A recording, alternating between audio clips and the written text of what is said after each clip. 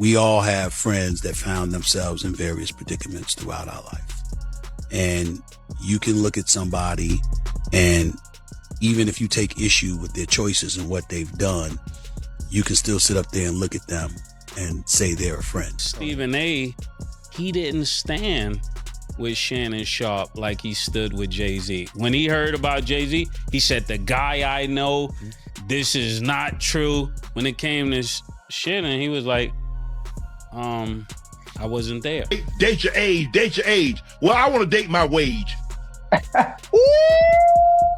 I'm finna shut all this ish down tonight. The whole thing with Shannon Sharpe is actually crazy, because how are you even entertaining the conversation after put a big black baby in me?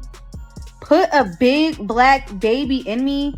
It's honestly giving that you just have like some sort of racist fetish. Like, you know how when people get with different races and they just play, you know, slave and owner. That's what it's giving when I was reading those text messages. Because what you mean 25,000 a cheek? So, Shannon Sharpe has completely cut off with Stephen A. Smith. No calls, no texts, nothing. And it all seems to stem from Stephen A. speaking publicly about Shannon's legal troubles. Here's what happened when news of Shannon's lawsuit first surfaced online. Stephen A. didn't hold back. Instead of keeping things neutral, he made subtle remarks that gave the impression Shannon might already be on his way out at ESPN even before any formal announcement was made. Observers picked up on it quickly and began questioning why Stephen was acting like Shannon's time at the network was already over. You ain't gonna see me excoriating him. You ain't gonna see me disrespecting him. You're not gonna see me stripping him of my support. I can tell you what I think you right and you wrong about. Then, just a few days later, Stephen A. shifted his tone completely,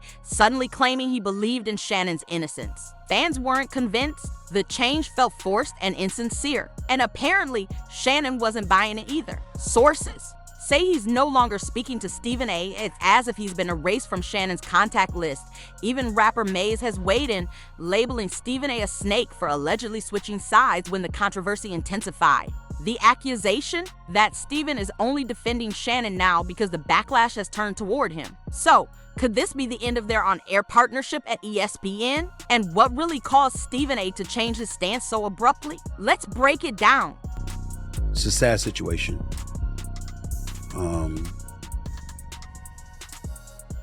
Shannon Sharpe is somebody I work with a couple of days a week. Shannon Sharpe is somebody that I brought to ESPN. To be clear, even though this podcast, this YouTube show is owned and operated by me solely, it doesn't mean that I'm going to be dismissive of ESPN, who employs me in my daytime job on First Take. So I sit here before you today letting you know that they are aware that this is a subject that I was going to broach, because I owe them that courtesy. I am the executive producer of First Take on ESPN. I recruited Shannon. I went and got him and brought him to ESPN. But I'm not the boss. Those are other folks. There are layers to this, and there are certain layers even I am not on. I can tell you, I also spoke as co-chairman of Disney, the boss, Jimmy Pitaro, who made it very, very clear we are taking this matter very seriously, and we are looking into this very, very closely. In my perfect world, he moves on. And somehow, some way, we find this all to be false. But it doesn't seem like that's the way things are about to go down, considering who Mr. Busby is and how emphatic his client is proclaiming that she is right and she's telling the truth. I have no idea what direction ESPN and Walt Disney will go in when it comes to this matter. All I do know is It won't be me making a decision. It'll be others upstairs. In the end, all of us have someone to answer to. No matter how maverick we try to be, and we own our own business, and we're our sole proprietors like I am on this platform and stuff like that. There are advertisers, there are sponsors, there are people you do business with, there are partners, and there are bosses. That's the situation, unfortunately, that Shannon Sharpe finds himself in. It's now clear that Shannon Sharpe hasn't just distanced himself from Stephen A. on camera, he's cut him off entirely. And the rift seems much deeper than what's played out publicly. Behind the scenes, insiders reveal that Shannon feels deeply betrayed by Stephen's shift in behavior during this lawsuit ordeal. To recap, Shannon is facing a lawsuit filed by an OnlyFans model he briefly dated. She was 19 at the time. The story has been all over the headlines. Instead of standing firmly beside his colleague, Stephen A. made comments that gave the impression ESPN and Disney were preparing to part ways with Shannon, even though nothing official had been confirmed. Now, Stephen A. is trying to align himself with Shannon publicly, but sources close to Shannon say that sudden support came too late. They describe this reversal as the final straw. Moreover, there are reports suggesting Shannon has long suspected that Stephen A. was harboring envy, especially after the massive success of Shannon's podcast, Club Shay Shay, which gained significant attention following viral interviews. Like the one with Cat Williams. As Shannon's profile rose beyond ESPN, some insiders say Stephen A.'s attitude began to shift, becoming increasingly dismissive and competitive. This 3-time Super Bowl champion and this Hall of Famer, who emphatically stated to me over the phone how innocent he is of these allegations that have been levied against him, insisting repeatedly that anything you read, anything you see, anything you hear was fully and totally consensual.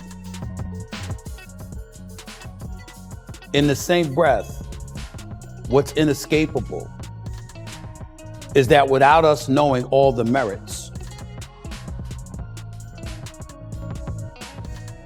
he was working with Disney, where I've worked since 2003, excluding my departure from 2009 to 2011, when I was gone for those 2 years. Outside of that, I've been at Disney since October of 2003. I know this place. I know the worldwide leader that is ESPN, who's under the umbrella of Disney. And it wasn't difficult for me to figure out what was transpiring. They didn't need any definitive evidence at this particular moment in time about all of that stuff.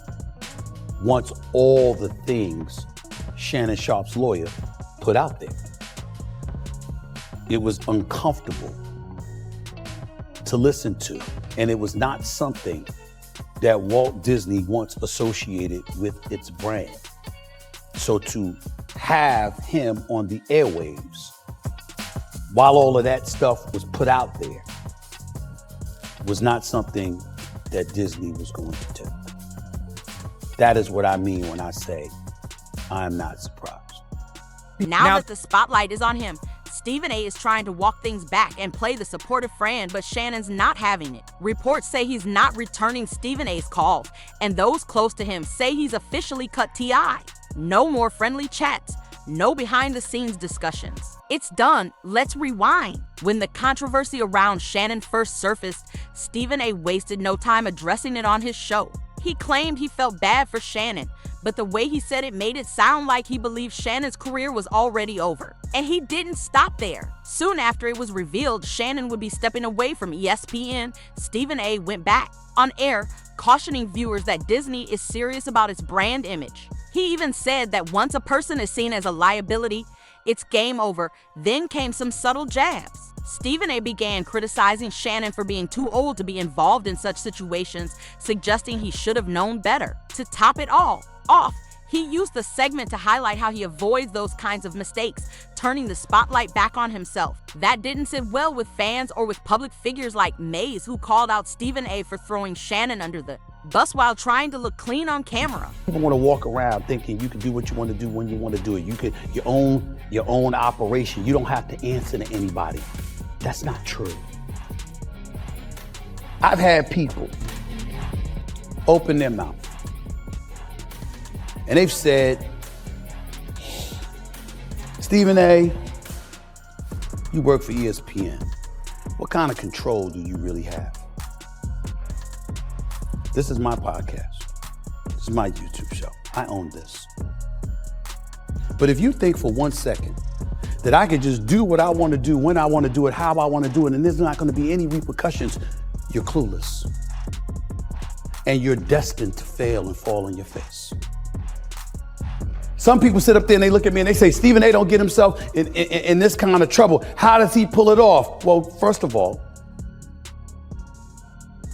there's certain behaviors and proclivities that you never have to worry about me engaging in. But most importantly than that, I often say this about Walt Disney. I'd rather work for a place with standards than one looking for them. Here's where things start to raise eyebrows. Out of the blue, Stephen A. reversed his stance. Now he's out here supporting Shannon, saying, I believe he's innocent. But fans weren't buying the sudden change. Many pointed out the inconsistency in how Stephen A. handles similar situations. When Jay-Z was linked to serious accusations through a connection with one of Diddy's accusers, Stephen A. jumped to his defense without hesitation, as if Jay-Z's reputation was personally important to him. But with Shannon, that same urgency wasn't there. Sure, the circumstances were different, but people noticed how Stephen A. seemed quick to distance himself. Even Mays brought it up on his podcast, noting that Shannon didn't have all the facts about Jay-Z either, but still stood by him instantly. So why didn't Stephen A. do the same for Shannon, someone he worked alongside and referred to as a friend? Then came another shift. After Mays' comments started circulating online, Stephen A. changed his tune once again. Suddenly, he's presenting himself as Shannon's biggest advocate. On Big Boy's show, he said it felt like Shannon was being set up and hinted that some people have been envious ever since Shannon's Club Shay Shay podcast went viral, especially after that explosive Cat Williams interview, but the public isn't convinced. Many are calling Stephen A. out for jumping on the support bandwagon only after being publicly criticized. They're saying he's late to the loyalty conversation, and that is ironic for him to preach about standing by someone when he was among the first to step away. Fans are calling him out for being inconsistent and for only defending Shannon now because Mays put the pressure on and exposed how he really handled the situation in the first place. Jay-Z and Sean Diddy Combs, a 13-year-old girl more than 20 years ago, after an award show after party. I am not going to sit here and dismiss or excoriate Mr. Busby or his client, who's anonymous at this particular moment in time, and the allegations that she has leveled against Jay-Z. I'm telling you, I've known this man for 25 years. And I'm saying, for me, Stephen A. Smith, there is no way in hell I believe this about him. Anybody that's been around Jay-Z and knows him has seen him come to the defense of the most helpless amongst us, which are the children. I can't believe for 1 second that he would ever be associated with an allegation like this. And I felt it was important to bring that up because you got people out there. Stephen A., you have something to say about Diddy. Why aren't you going to have something to say about Jay-Z? Well, I don't know Diddy. Let's not forget Stephen A. was the first to release a full video discussing Shannon, even before Shannon officially announced his departure from ESPN. That move alone made fans question his intentions. One even commented that Stephen A.'s loyalty seems inconsistent, calling it borderline diabolical, and honestly, there's some truth to that. When it came to Jay-Z, Stephen A. showed unwavering support without hesitation. But with Shannon, he appears to be backtracking, trying to frame his earlier statements as if they were always in defense of Shannon. Fans aren't buying the sudden shift. Another fan echoed the same point, saying the energy Stephen A. showed for Jay-Z was strong and immediate. But when it comes to Shannon, it sounds like he's already assuming the worst at Shannon's. Time is up. That struck a nerve. And here's the bottom line. Many fans believe Shannon doesn't even need Stephen A.'s so-called support. Even if parts of the lawsuit turn out to be untrue, the reputational damage is already done. I saw really was the interview with Stephen A. when he was speaking of it. And I was watching it very carefully, Killer. Stephen A. said something about this already? Yeah, because Stephen A., he didn't stand with Shannon Sharpe like he stood with Jay-Z. When he heard about Jay-Z, he said, the guy I know, this is not true. When it came to Shannon, he was like, I wasn't there. Yo, In a nutshell, yeah. I gotta keep it static, you know what I'm saying? Because he wasn't there for Jay-Z neither. You wasn't there for Jay-Z. You were not there for Jay-Z, but you went out on a limb because of the character of guy you know. So I'm not saying that you're wrong for that. I'm saying I would have thought that the same standard would be there, right? If for a guy you work with every day. Let's be honest, despite the criticism towards Stephen A., a lot of people still aren't giving Shannon a pass either. At the end of the day, he's a 54-year-old man caught up in a situation with a 19-year-old, allegedly involving controversial role play that raised serious concerns. From the public's perspective, Shannon isn't exactly coming across as the victim here, and just when it seemed like the situation couldn't escalate further, more women began to speak out. It's starting to show a troubling pattern. According to the U.S. Sun, Shannon's former partner Michelle Evans filed a separate lawsuit that includes serious claims going back years. Evans says they were in a long-term relationship nearly a decade ago, and things took a dark turn in 2010 when she confronted him about cheating.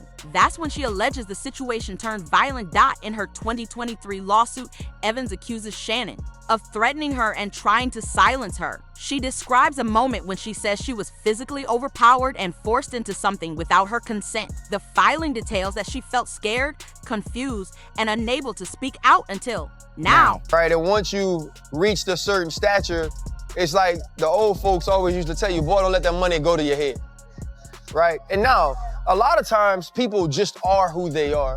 And you're looking at Shannon, his brand has never really been anything that said he might not be into some of the things that we're learning, right? You could go back to the IG Live, or you could listen to some of the things that he promotes as sponsors of his show, or just certain ways he talks about women during nightcap or whatever it is, right? Like, Unc ain't never hid. Evans claims she didn't resist because she feared it would escalate the situation. According to her lawsuit, Shannon's actions intensified. She says he forced her onto a bed and committed a non-consensual act. During the incident, she alleges he said things like, "I'll make sure no other man ever wants you." That statement alone shocked many people, but the claims don't stop there. Evans says Shannon then threatened her into staying silent, warning that he had powerful allies and would destroy her reputation if she spoke out. She eventually decided to take legal action, filing a restraining order while Shannon was still with CBS Sports. In her complaint, she accused him of making constant threatening phone calls, monitoring her whereabouts, and openly telling her she was being watched. The claims painted a disturbing picture, one that, according to many, was largely overlooked at the time. After the restraining order and those serious allegations in 2010, Shannon quietly exited his position at CBS. But instead of facing consequences, his career only gained momentum. Now, years later, Michelle Evans has filed a defamation lawsuit. She alleges Shannon publicly referenced their legal history both on TV and in public settings, causing her emotional distress and damaging her reputation. Sounds like a setup. But if you sit back and look at the overall situation, you say this ain't no setup. This is a who been in the league and been amongst elite blacks and white people for most of his life. He live in a white community. He been around white people for over 30 years. Boy got a thing for white. He like young white. He really want a 17-year-old, but he can't. He's an 18-year-old or 20-year-old. So here it is, he at the gym working out. He's showing up at the gym with them big old black legs, that big old print showing in them sweatpants, squatting, sweating out his ass with them big old muscles. Now here it is, this little white girl over there on the treadmill. They making eye contact. Who set that up? Who put her there? Who put him there? And who knew they was gonna be attracted to each other to start? Who set that up? Now, if you watch his interview and you sit back and listen to him and Ocho Cinco talk, and he talk about what he do and what he don't do, well, you see he a weenie with the women. He really mean to women.